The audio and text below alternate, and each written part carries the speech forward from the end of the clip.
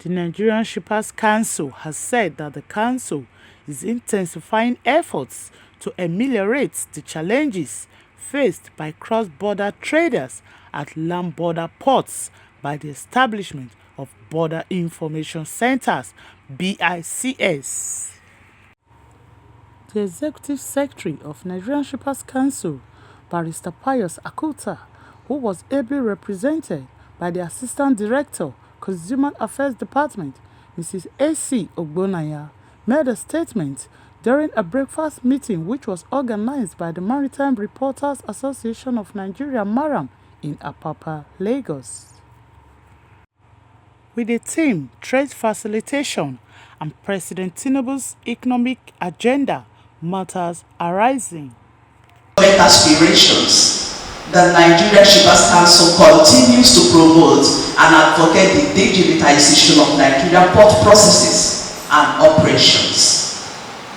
We are happy to report that over 90% of port processes and operations are now automated, thereby reducing considerably human interactions and all these negative attributes at our Nigerian ports.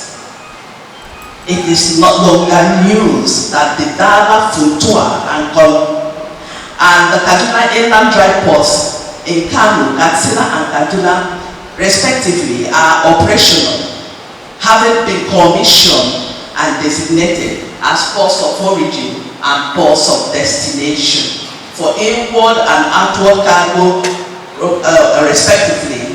That means you can receive your cargo, you can also ship from this inland ports without having to come to Lagos to do all that any longer.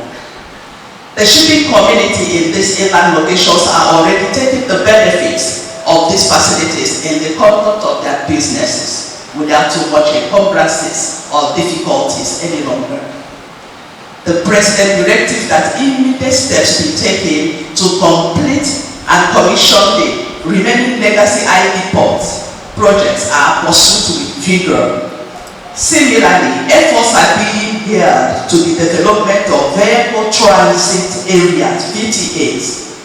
These VTAs are parks that are located outside expressway where vehicles can go and rest and drivers take some rest and refuel and do whatever they feel necessary to do before continuing their journeys when they are tired, to avoid accidents and loss of cargo, as well as truck transit parks, which also has the same facilities and the same focus. The Nigerian Shippers Council is intensifying efforts to ameliorate the changes faced by cross-border traders at land border posts by the establishment of Border Information Centers, BICs. This is being done in collaboration with United States Agency for International Development, USAID, and Borderless Alliance. BICs have been established at these areas, Sebekrake border between Nigeria and Benin Republic. We have another one at Jibia Maradi border between Nigeria and Niger. We have a third one at Mfo Airport border between Nigeria and Cameroon. We have a fourth one at Ilela Beningoli border between Nigeria and still Niger. These BICs are meant to assist cross-border traders when they are moving their cargo by getting information. If they have any difficulties in their movement, they will enter the BICs and get any form of assistance they need to continue. 2 more BICs shall be established under the Council current strategic plan. Plans have reached advanced stages with regard to the establishment of a BIC at the Tinubu border. BICs are veritable facilities for gathering data on cross-border trade, for policy making, as well as providing trade facilitating information to cross-border stakeholders.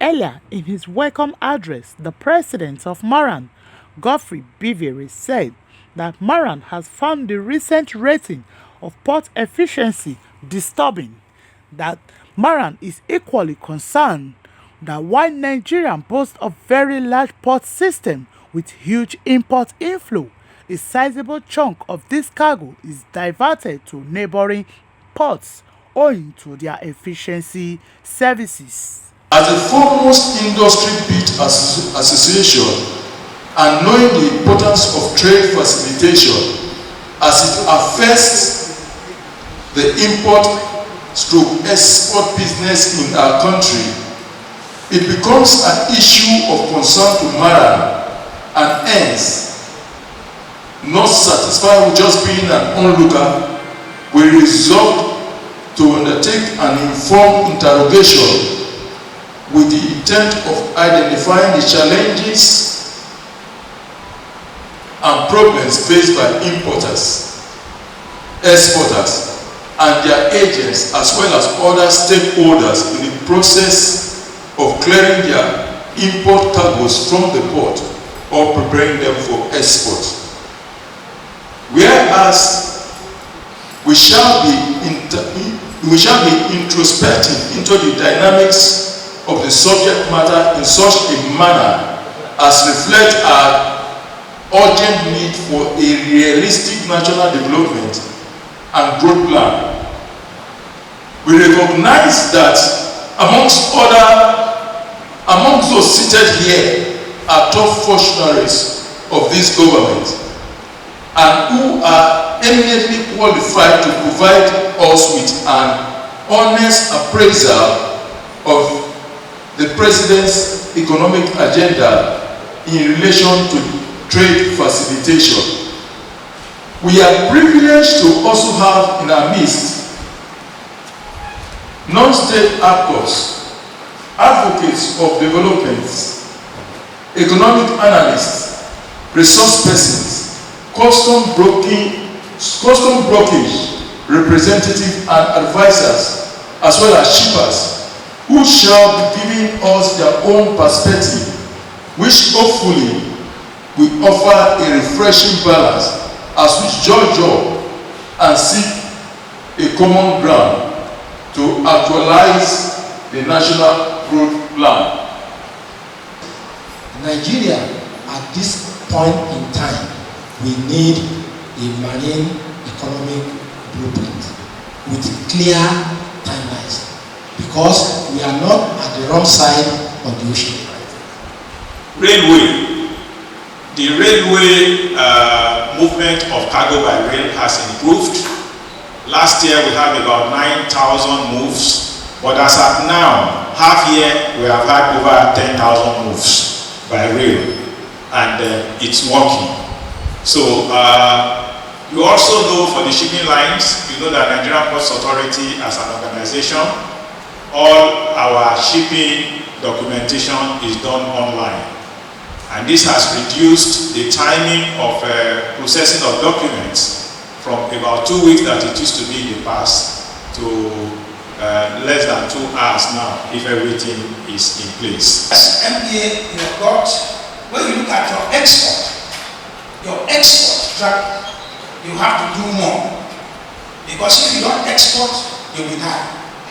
Because export is the backup of foreign exchange. If you look at, we are having a floating exchange, that's why we have the crisis we have in the country today. The floating exchange, because we have a backup, we will not have that crisis. So we must be able to refine our export. A lot of duplications there.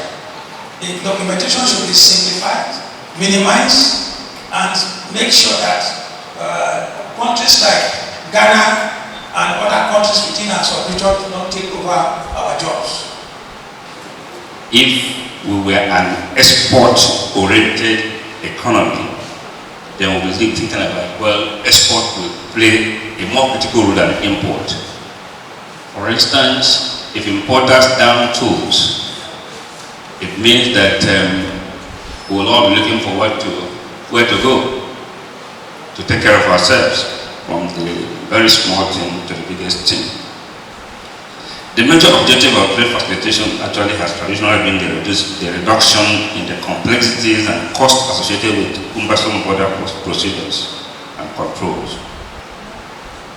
The contribution of international trade and the entire ecosystem is yet to be adequately captured in our GDP data. And this is a very, very important point which I want the maritime reporters to take note of. Go and look at GDP statistics. There is no maritime sector contribution there. According to the keynote presenter, Dr. Muda Yusuf, the CEO, Center for the Promotion of Private Enterprise, CPPE, the point we are making is that trade facilitation has a big role to play in driving the realization of the Renew Hope agenda. The 8-point agenda of Mr. President are food security, poverty eradication, growth, job creation, access to capital, inclusion, rule of law, and fighting corruption. Joy Enamna, CBET TV.